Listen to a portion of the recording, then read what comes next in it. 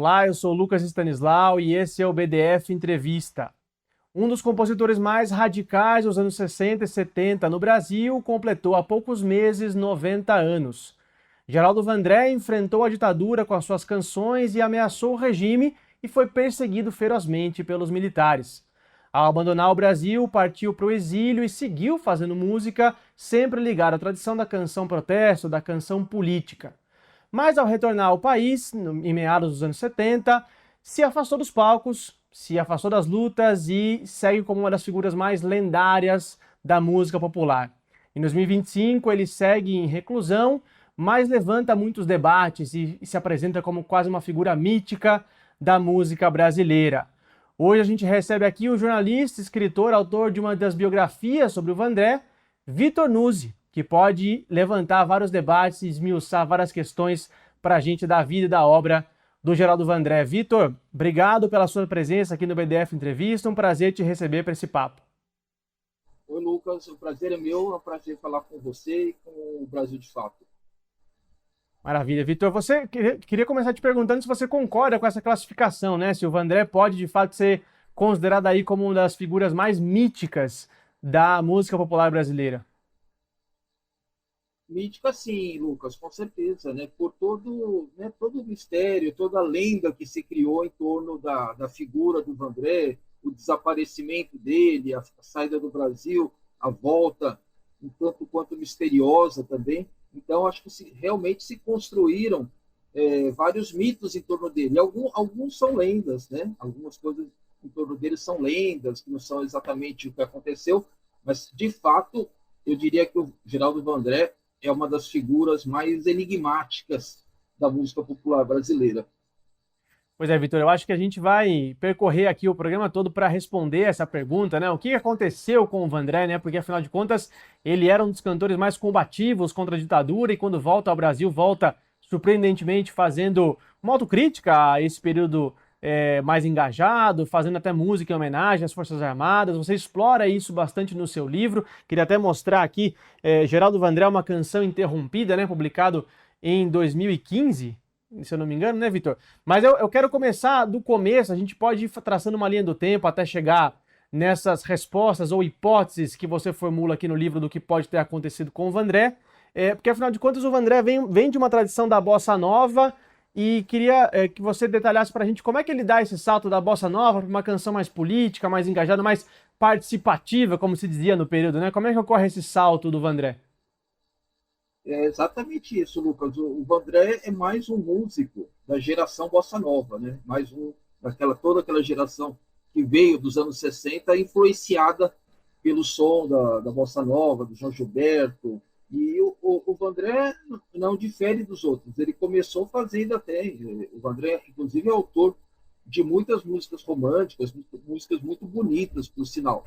Mas ele se inseriu num certo movimento que havia dentro da bossa nova de músicos mais à esquerda, mais à direita, e se chamava também de música participativa. Então ele, o Carlos Lira, inclusive os dois foram parceiros, Sérgio Ricardo, alguns desses autores não se conformavam muito com aquela, digamos assim, placidez da bossa nova, né, da música do barquinho, do violão, e achavam que a música também deveria expressar a, a visão sobre a realidade brasileira. Então, eu acho que o Vandré, eu não diria que o Vandré é um músico de protesto, né? Aliás, é uma definição que ele também não gosta, Uhum. mas é um artista que tem uma visão social muito aguda na obra dele, né? Desde o primeiro disco. Então, o Vandré é isso, ele começou, de fato, com a bossa nova. A primeira música que ele assim, fez sucesso, inclusive, não é uma música dele, chama-se Samba em Prelúdio, é uma música do Vinícius e do Baden Powell, que ele canta com a Ana Lúcia, é uma música de amor, né? Uhum. E depois ele foi partindo para outras músicas, mostrando essa visão mais sobre a realidade brasileira que esteve sempre presente na obra dele, em todos os discos. Tem um trecho de uma canção, Vitor, que é uma das minhas preferidas, que é a canção Terra Plana, que acho que está no disco Canto Geral. de 68, né? Eu vou até ler um trechinho aqui, porque eu acho que exemplifica bastante o que você está dizendo. Ele diz, né, o Vandré? Me pediram para deixar de lado toda a tristeza, para só trazer alegrias e não falar de pobreza. E mais, prometeram que se eu cantasse feliz, agradava com certeza. Eu, que não posso enganar, misturo tudo que vivo. Canto sem competidor, partindo da natureza, do lugar onde nasci.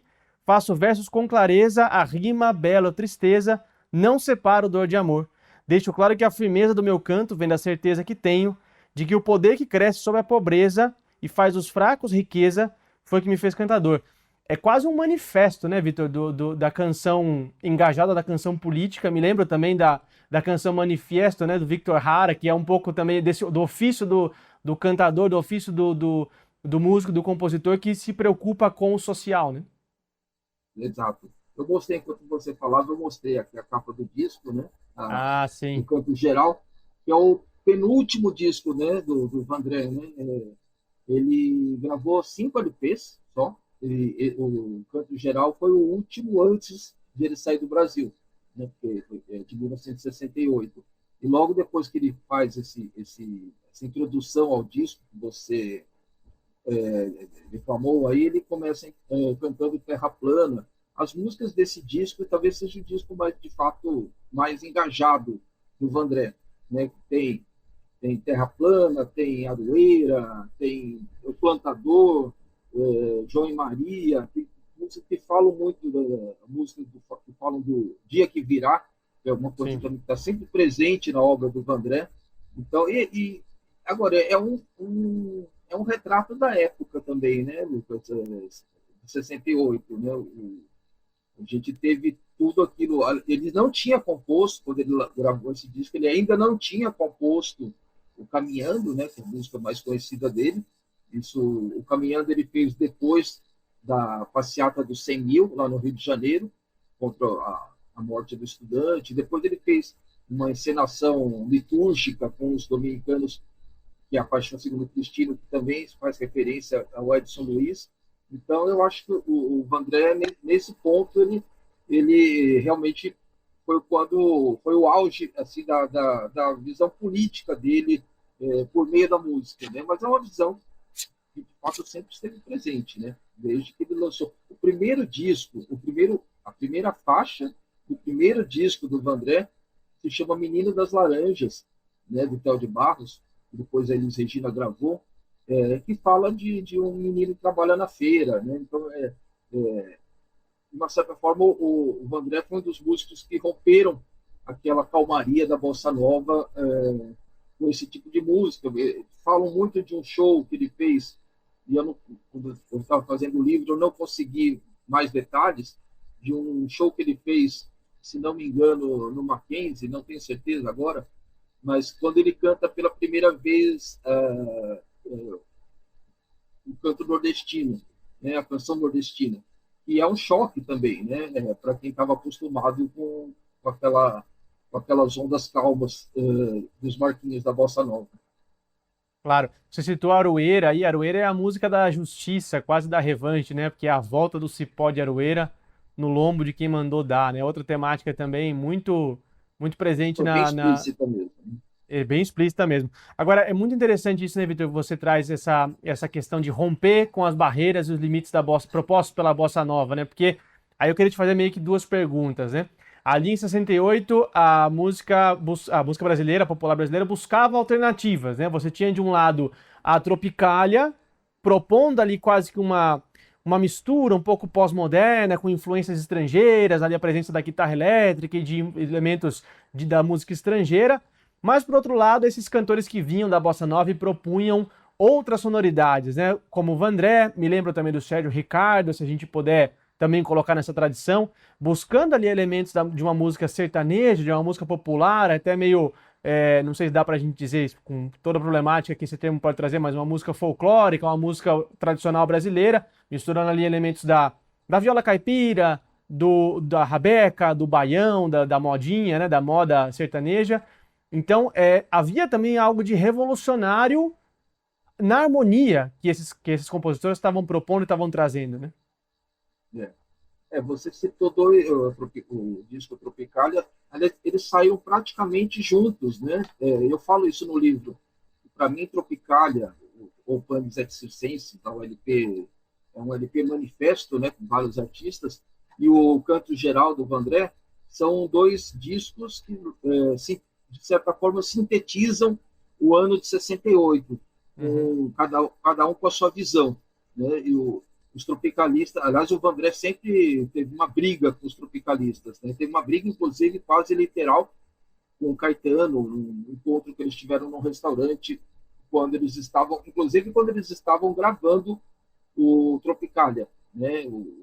A Caetano e Gal estavam no restaurante, encontraram o Vandré e eles estavam empolgados porque tinham acabado de gravar Baby, que é uma das faixas do disco Tropicália. O Vandré pediu para escutar a música, eu ouvi um pedaço e, bom, depois usou um termo ali que eu não preciso repetir aqui, mas eles se desentenderam. O Caetano e o Vandré se desentenderam, o Caetano, inclusive, expulsou o Vandré da mesa.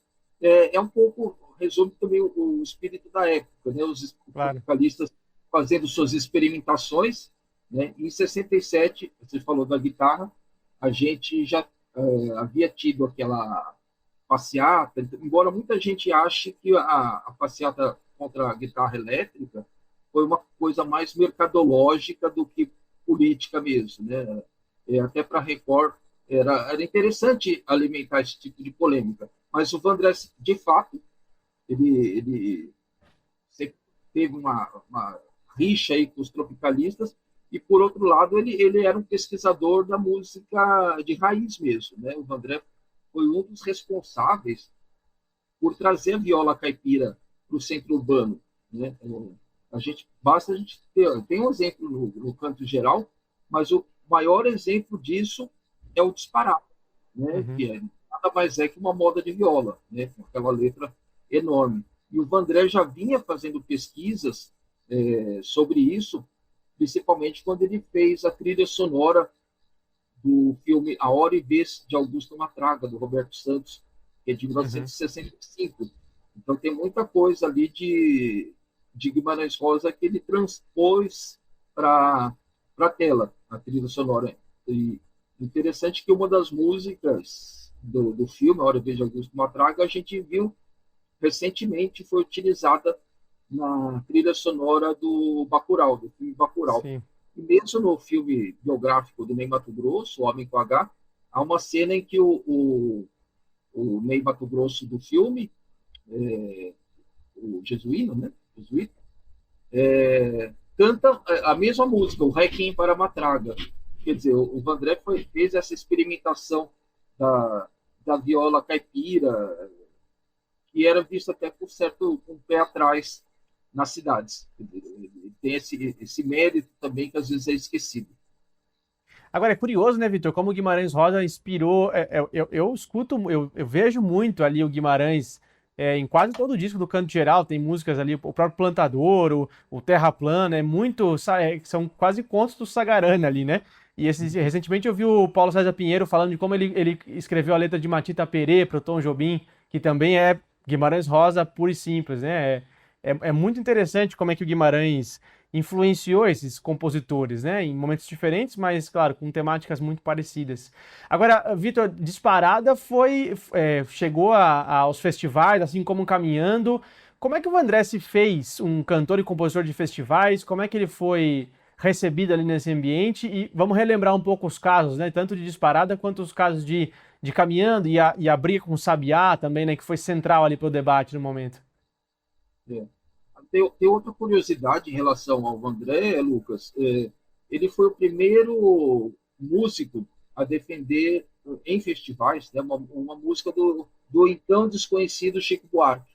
Né, no Festival da Excelsior, em 65, o Vandré foi o intérprete de Sonho de um Carnaval, né, a música do primeiro disco do Chico, e não foi classificada, mas fica para o registro histórico que a primeira pessoa que defendeu uma música do Chico Buarque em festivais foi o Geraldo Vandré. E aí eles vão se encontrar novamente no Festival da Record do ano seguinte. O Vandré com Disparada, em parceria dele com o Theo de Barros, e o Chico com a banda, né? Foi a grande decisão do Festival da Record de 66, que terminou empatada. Na verdade, um empate meio arranjado, porque a banda havia vencido, mas o Chico disse, confirmou isso para mim também quando eu estava fazendo o livro, que ele não aceitaria receber o prêmio sozinho.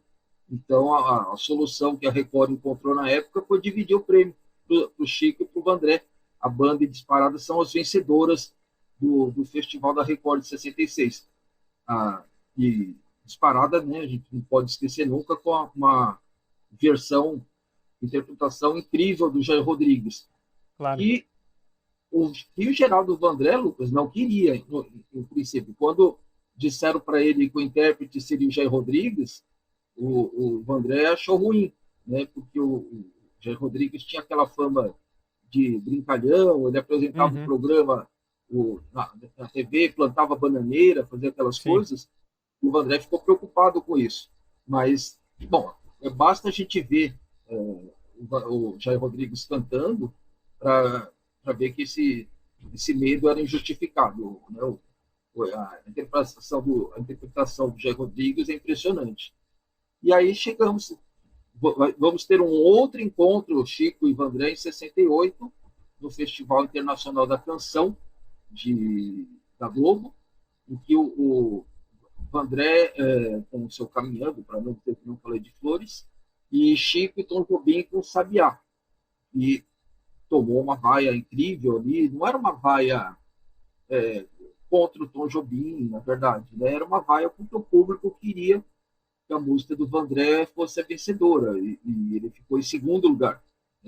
Sabia que ganhou a fase nacional do festival e depois ganhou a fase internacional. Então o Vandré, desde o começo, em 67 também ele apresentou música no Festival da Record. Desde o começo, o Vandré esteve participando dos festivais, de todos os festivais. E teve também, ele venceu, além do Festival da Record, em 66, Disparada, no mesmo ano, ele ganhou o Festival da Excelsior com o Porta-Estandarte, que é uma bela marcha-rancho dele e do Fernando Lona. Então você vê que o Vandré passou com tudo aí pelos festivais. Agora, a história de Caminhando, né, Vitor, é muito curiosa. Eu me lembro, uma vez conversando com um saudoso, querido colega Alípio Freire, né, um dos fundadores aqui do Brasil de Fato também, conversando com ele sobre esse festival, ele disse para mim, Caminhando era a canção necessária, mas Sabiá era muito mais bonita, mereceu muito mais ganhar, porque melodicamente, harmonicamente, a letra era linda, né? Então, só que assim, a Caminhando tinha um sentido político ali no momento, embora harmonicamente a música seja de uma simplicidade absurda, né? São 2 acordes num violão quase monotemático, né? Monotonal ali, aquela interpretação do Vandré que ganhou de fato pela letra e pelo engajamento do contexto da época, né? É exatamente isso, né? Teve acho que o maestro Gaia, se não me engano, chegou a chamar a música de Guarânia. Sim. E é isso, são 2 acordes, né? Aquele violão, a letra. Mas assim, a letra era muito forte para o momento político. A final do festival foi em 30 de setembro, quer dizer, já tinha acontecido a morte do Edson Luiz, o Congresso, não lembro agora, mas tinha acontecido a passeata dos 100 mil, a greve dos metalúrgicos de Osasco, a greve dos metalúrgicos de Contagem, quer dizer, o Brasil estava pegando fogo, né? E a música do Vandré era um chamamento mesmo para a mobilização. Enquanto a música que eu também acho muito bonita, né, Sabiá, é uma música que fala também daquele momento, só que fala de uma forma muito mais delicada, né? Fala do exílio, lembra Gonçalves Dias, vou voltar para o meu lugar, mas era com aquela interpretação muito suave da Sinara e Sibeli, que depois formaram o quarteto em si, né, com as outras irmãs. Então, o Caminhando era um retrato da época mesmo, né? Eu acho, inclusive, que é a música que mais traduz aquele momento que o Brasil passava. E fala dos militares, inclusive, né? E aí o Vandré vai ter muitos problemas com esse trecho da música, né? Dos soldados armados. Então, você vê que o Brasil era um momento que o Brasil atravessava, né? Que acho que não se admitia meio termo, né? Ou você estava Claro. de um lado, ou você estava do outro. E a canção do Vandré virou um hino, né? E é declamado até hoje pela força, não da melodia, mas pela força dos seus versos. Aliás, sobre isso, uma vez o Vandré deu uma entrevista para o Jus Alno de Mello, pesquisador, escritor, e ele fala isso mesmo, que para ele a canção tem que ser uma funcionária do texto, ou seja, o texto é sempre mais importante do que a canção. É questionável, mas no caso dele funcionou. Claro. A Marselhesa brasileira, né? Caminhando, às vezes é classificada. Foi uma coisa que o Milor falou assim, né? Que é a Exato. nossa marselhesa. A Marselhesa Isso. brasileira. Vitor, e é aí que ele entra então no radar dos militares, ou ele já vinha sendo monitorado e é aí que ele começa a ser de fato perseguido? Como é que caminhando mudou a vida política do Vandré no Brasil? Ele já tinha, a gente, fazendo uma pesquisa em dados aí do Arquivo Nacional, você vê que o Vandré já tinha já era visto assim, com uma certa desconfiança, tinha algumas referências dele em reuniões que ele participava, né? O Vandré não era assim um militante, né? Nesse sentido mais restrito da palavra, né? Mas ele era uma pessoa que promovia reuniões, ajudava pessoas, ele nunca foi filiado a partido nenhum, a grupo nenhum, mas o pai dele tinha sido do Partido Comunista, ou seja, ele tem uma formação de esquerda em casa, mas não teria disciplina também para ser militante. Eu lembro que o Carlos Lira e acho que o Sérgio Ricardo também falaram isso, que o Vandré nunca se interessou. O Vandré participava das reuniões do Centro Popular de Cultura, da UNE, mas nunca foi aquele cara engajado no sentido de portar uma bandeira. Né? Era mais é, a manifestação política dele se dava mesmo pelas canções. E já tinha entrado no radar com canções como Aroeira, mesmo como Disparada, né? Tem algumas referências dele sobre isso nos arquivos. Depois, na Semana Santa de 68, ele compõe com os dominicanos a Paixão Segundo Cristino, que é exibida aqui no Teatro das Perdizes, também foi exibida em vários lugares, em Santo André, que é uma liturgia política, né? E foi Uhum. mal vista, inclusive, pela arquidiocese da época. Né? E agora sim, mas de fato o Vandré vai definitivamente entrar na mira do governo por causa dessa música. Ele mesmo depois falou que a carreira dele acabou em 68, porque aí ele teve que sair do Brasil. Foi uma música que ganhou uma dimensão que certamente ele não imaginava e que carimbou nele o rótulo de cantor de protesto para mim, né? De novo, Sim. Va- um rótulo que Vamos eu acho falar. indevido, mas a música Sim. foi um divisor de água para ele, Vamos falar um no pouco dessa sentido saída do negativo. Brasil. Claro, claro, ele teve que sair do Brasil. Eu queria falar um pouco dessa saída do Brasil, que foi clandestina, né? No seu livro você até entrevista o Chico, o Caetano, o Chico Buarque, o Caetano Veloso, e que foram presos à época, né? O Vandré nunca chegou a ser preso nessa época porque conseguiu sair do país antes. Mas em depoimentos para você no seu livro, o Chico e Caetano falam que durante os seus interrogatórios foram perguntados sobre o Vandré, né? O paradeiro do Vandré, as atividades do Vandré, tinha essa preocupação dos militares com o Vandré. Os dois falaram isso, né? Que parece assim, quem eles queriam mesmo prender era o Vandré. O Chico Uhum. foi detido para interrogatório, um pouco também por causa da peça Roda Viva, né? Que Sim. provocou lá um pandemônio, né? Com a montagem que o Zé Celso fez, que surpreendeu até o Chico.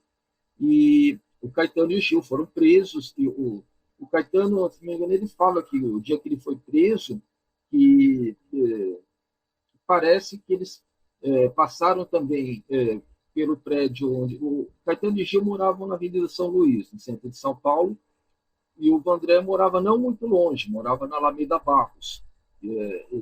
E parece que foi procurado lá também.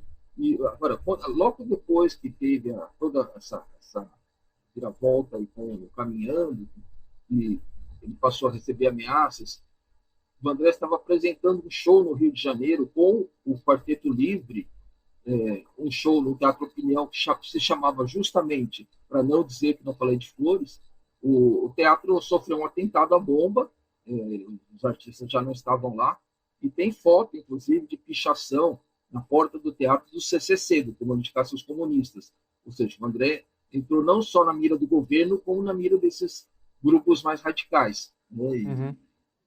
E durante um tempo ele chegou até a andar armado. No próprio Teatro Opinião, ele tinha uma arma no camarim, né? Porque já tinha esse clima todo de caça ao Vandré.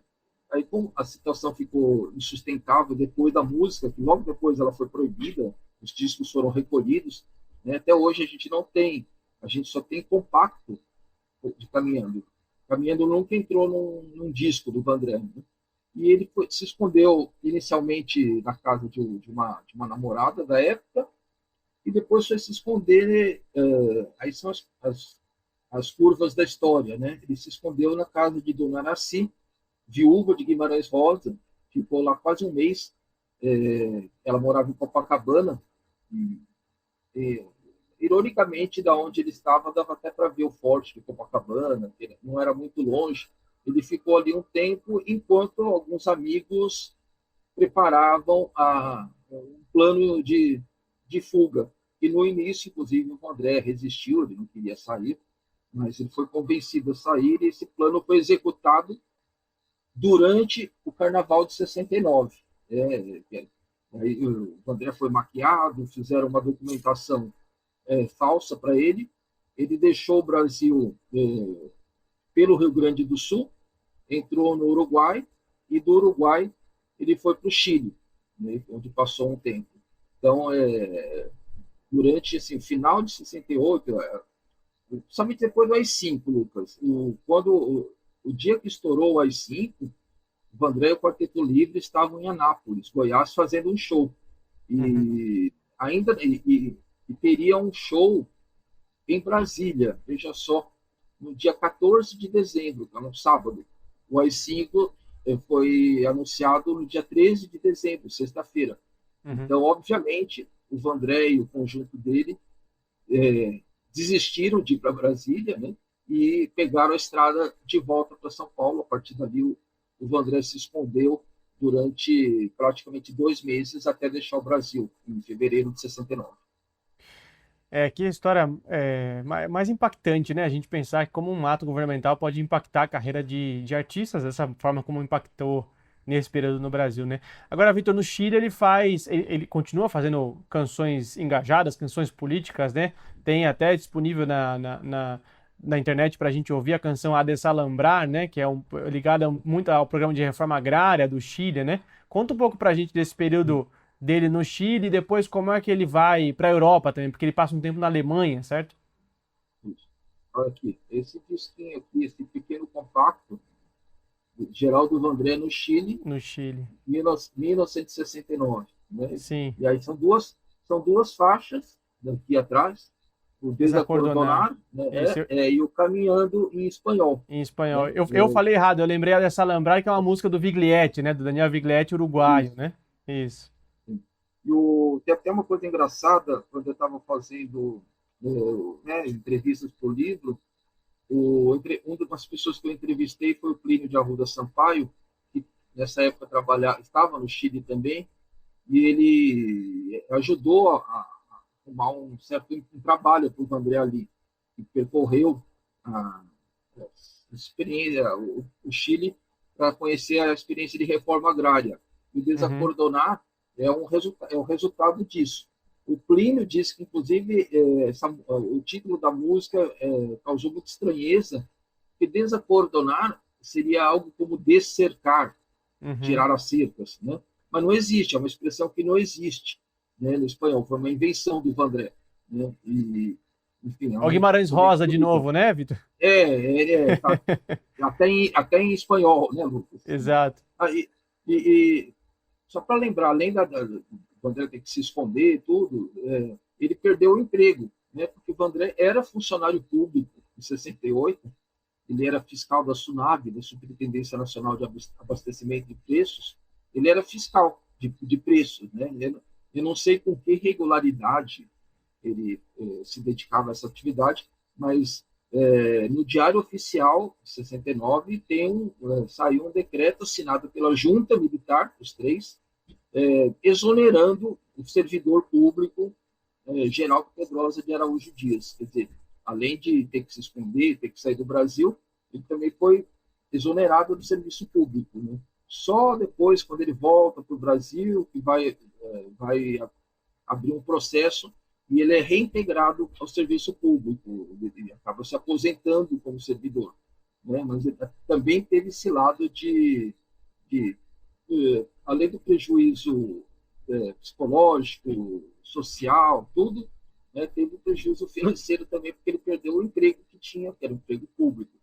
E, bom, aí no Chile não tinha, assim, ele faz contato com vários músicos, com vários grupos da época, com Júlio Hauser, que depois é autor do Todo Câmbia, o Lapayún, o Matias Pizarro, são vários músicos chilenos que tinham, inclusive, um selo, alguns deles tinham um selo que era do Partido Socialista, mas nem todo mundo que gravava era do partido. O Vandré grava ali com eles também, grava esse disco, mas ele acaba sendo expulso do Chile porque ele vai participar de um programa e ele não tem autorização para trabalhar no Chile. Né? E isso ele tem que sair, obrigado a sair do Chile também e vai para a França. A França, aí ele vai fazer um roteiro pela Europa, né? Não só a Europa, porque ele ficou um tempo na Argélia, ele participou de um festival de música na Argélia, e aí vai dar uma entrevista em 1970, em outubro de 1970, ele vai dar uma entrevista para a TV alemã, né? Agora é uma entrevista que agora é disponível, e as pessoas localizam no YouTube, e é o único lugar, inclusive, que aparece o Vandré, é o único registro do Vandré em vídeo cantando caminhando, né? É nesse programa da TV alemã, porque não existe nenhum registro do Vandré no Festival de 68, né? Que é uma coisa intrigante, porque tem registro de todo mundo, menos dele. Só tem o áudio. Certo. O Vandré, né, ele fala, inclusive, ele pede para as pessoas não vaiarem o Chico e o Tom, então tem ele cantando, mas não existe nenhum registro em vídeo do Vandré cantando essa música. Na época, eu lembro que eu procurei a Globo disse que não tinha nenhum registro dele cantando. É curioso também que no Festival de 67, que ele participa, também não tem registro dele cantando na Record, é o único que não tem registro no Festival de 67. Então, também é provável que tenha tido um esforço durante um tempo de apagamento mesmo do Vandré. Né? Claro, quando ele volta ao Brasil, ele não pode ser citado, né? Teve a coleção da Abril de música popular, o Vandré também não podia ser falado.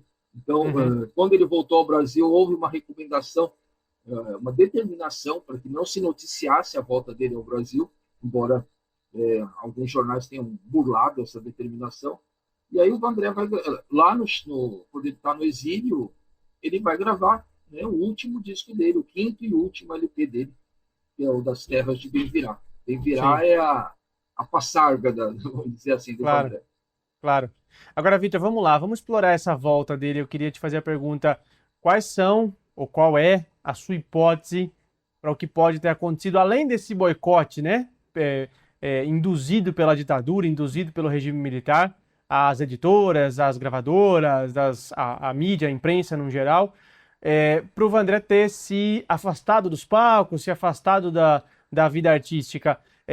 Há muito boato de que ele tivesse sido torturado na sua volta, tivesse sido, ou não torturado, ameaçado, né, para ter mudado de posição. E aí, anos depois, ele vai dar aquela entrevista para o Geneton Moraes, né, na Globo News, dizendo que apoiava as Forças Armadas, fazendo música em homenagem às Forças Armadas. Então, assim, qual que é a sua hipótese? O que aconteceu com o Vandré para ele ter mudado tanto de um cantor radical contra o regime militar para esse cantor hoje recluso, longe das lutas, longe das pautas populares e fazendo música para as Forças Armadas? Essa é a pergunta que se faz sempre, né, Lucas? E para mim é uma pergunta sem resposta. Mas a premissa, eu acho que a premissa é equivocada quando as pessoas falam do Vandré. Tem três coisas que se fala do Vandré que, a meu ver, são erradas. Né? A primeira é dizer que ele era um cantor de protesto. A segunda é dizer que ele foi torturado. E a terceira é dizer que ele ficou louco. Né? Entendeu? Um cantor de protesto que foi torturado e ficou maluco. Né? Acho que nenhum dessas três. E aí ele é visto também como um cara contra os militares. Né? Que eu acho que também não é bem assim. Quando você vê as entrevistas dele, mesmo as entrevistas da época, de 68, ele deixa claro que ele não é contra as Forças Armadas. Ele é contra a ditadura. E quem estava à frente da ditadura eram os militares. Então, por isso ele fazia essa crítica. Mas eu imagino que ele faria essa música do mesmo jeito se não fosse uma ditadura militar. Então, o posicionamento dele era contra o regime autoritário. Né? E aí sim, ele direcionou essa crítica aos militares, aos soldados armados, quase todos perdidos de armas na mão. Então, acho que a crítica dele é principalmente aos regimes autoritários em si, a ditadura. Mas, agora, de fato, aí ele volta para cá. Primeiro, quando ele voltou, ele ficou proibido mesmo de dar entrevista. Foi uma parte do acordo que foi feito com a família para ele voltar ao Brasil, porque ele estava doente. Fora, né? Depois, vamos lembrar só, recapitulando aqui, ele sai da Europa e volta para o Chile em 72, e aí ele participa, inclusive, de um festival no Peru, Festival de Água Dulce. Ele ganha, inclusive, uma música composta em parceria com Manduca, filho do Thiago de Mello, que é o Pátria Amada Idolatrada, Salve, Salve. E aí volta para o Chile, só que o Chile também já está naquele momento tumultuado. O Vandré volta para o Brasil só 2 meses antes do golpe do Chile. Né? Então já estava naquele pronto para explodir. E mesmo quando ele estava no exílio, ele não era, como eu falei antes, ele não era aquele cara militante que participava de grupos. Então, muita gente fala que ele ficou muito isolado quando ele estava no exílio. Né? Uma das pessoas que eu entrevistei, foi a Dulce Maia, que foi visitá-lo, disse que ele morava num quartinho pequeno, com uma cama pequena, e acima da cama uma bandeira do Brasil. Né? E ela usou a expressão desenraizado, né? Que o Vandré era um cara muito nacionalista, muito da pátria, né? E de repente teve que sair do Brasil, né? E como ele mesmo falava, né? Qual foi exatamente o crime que ele cometeu? Foi fazer uma música, né? E quando ele voltou, ele já encontrou um Brasil muito diferente em 1973, né? Já era um Brasil que estava no milagre econômico, com a indústria cultural a todo vapor. E ele, além da proibição de se apresentar, ele chegou a dar uma entrevista no programa do Flávio Cavalcante, e a entrevista não foi ao ar, e o Flávio, depois eu entrevistei o filho do Flávio Cavalcante, ele diz que a censura não partiu do programa, ou seja, foi uma proibição do governo mesmo, né? Tanto que o programa foi ao ar com vários minutos a menos, né? Que foi justamente o corte da entrevista. Infelizmente, se perdeu ali, né? E aí eu acho que ele não encontrou mesmo, né? Também ele não encontrou, voltou doente, né? Teve um tempo internado. Quando ele desce do aeroporto, ele é levado imediatamente para a Polícia Federal. Tem um general que a mãe dele conhecia, que o acompanha, que ajudou a evitar que ele fosse preso, né? E ele dá um depoimento dizendo que ele nunca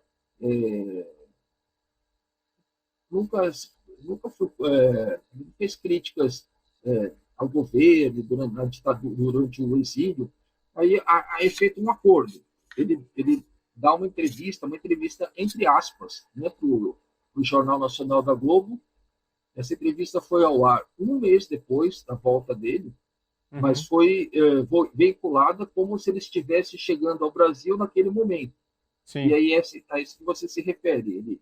Ele fala que a música dele foi usada para fins políticos, que ele nunca pertenceu a grupo nenhum, o que é verdade, e que ele pretendia se integrar à nova realidade brasileira, fazer canções de paz, de amor.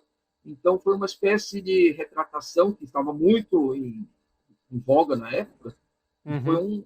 um preço, né, que ele teve aí que a família teve que pagar para poder voltar ao Brasil, né? E aí sim, ele lança, quando ele volta, ele lança o Bem Virá, que havia sido gravado na França 3 anos antes, Uhum. e vai se dedicar ao direito, né? Ele não, por um lado ele não podia, por outro acho que não queria, né, se integrar a essa nova realidade. Ele vai se dedicar ao Claro. direito e só muitos anos depois ele vai nunca deixou de se compor, né, Lucas? Mas ele só vai se Uhum. apresentar de novo no início dos anos 80 e mesmo assim no Paraguai, do lado da fronteira com o Brasil, mas do lado paraguaio. Então Paraguai. ele faz alguns shows lá. Tem até um cartaz do show aqui em casa. Ele faz esses shows lá, depois vai fazer algumas peças para piano, que depois vão ser apresentadas na Biblioteca Mário de Andrade, né? Um estudo de música erudita que ele faz. Então, é difícil dar uma resposta, né, categórica Sim, sobre o que aconteceu. É uma série de fatores, né? claro. O fator pessoal mesmo, o fator político, né? Agora, ele nunca deixou de fazer música, né? Tem Uhum. várias músicas que até hoje, de vez em quando, são lançadas por aí. O Di Mello, né? O cantor Di Mello lançou música dele. O Quinteto Violado, em Sim. 97, lançou um LP só com músicas de Vandré, inclusive com uma inédita que se chama República Brasileira. Então ele continua compondo. Volta e meia aparece alguma música aí de autoria dele. Uhum. Bom, e é como a gente disse no começo, né, Vitor? E todo esse contexto da volta só corrobora esse misticismo, né? Para essa figura, para construir essa figura mítica que acabou sendo Geraldo E Vandré. E para a ele, gente fica o legado das canções, né? E aproveitar a obra como um todo. exato, ele alimentou um pouco, né, Claro, claro. as atitudes dele, que são Sim, um pouco excêntricas às vezes, esses exato, exato. desaparecimentos, ele faz desaparecimento e aparições, né? É isso, Então é isso, isso alimentou muito o folclore em torno dele, né? Agora não é foi isso. torturado, né? Que é uma coisa que as Claro, pessoas sempre dizem, né? Mas claro. evidentemente o fato de ser obrigado a deixar o país, e ele foi o Sim, artista que ficou mais tempo fora, né? Ele ficou sim, mais sim. de 4 anos fora do Brasil. Amargou um Não exílio deixa de muito ser uma longo, né? luta. E sofreu essa, Muito bom. de alguma maneira, essa pressão em aceitar esse acordo no retorno, né? E Vitor, tinha também. Perdão. claro. Fala. Não, infelizmente nosso tempo acabou aqui. Eu queria te agradecer pela entrevista. Foi um prazer te receber aqui e poder discutir esses pontos da vida e da obra do Vandré, do qual eu sou bastante fã. E acho que a nossa audiência também aproveitou Somos. bastante essas histórias. Tá bom. Ótimo. Fica a Somos recomendação para a fãs, audiência, então. então, de ler seu livro, muito, muito legal, e revisitar a obra do Vandré depois de ler, porque dá outra visão, outro ar. E o André, para quem quer saber, está bem, né? Ele completou os 90 anos dele em setembro, e nesses últimos dias ele tem andado em João Pessoa, que é a terra natal dele, a cidade Sim, natal, vai receber até uma homenagem lá de um festival de cinema. Então, felizmente, o nosso artista continua firme aí, com, maravilha. com o mais importante, que são as músicas. Vitor, obrigado pela entrevista e obrigado a você por acompanhar mais essa edição do BDF Entrevista. Lembrando que esse e os demais programas do BDF Entrevista ficam disponíveis no YouTube do Brasil de Fato e na rede TVT. Até a próxima.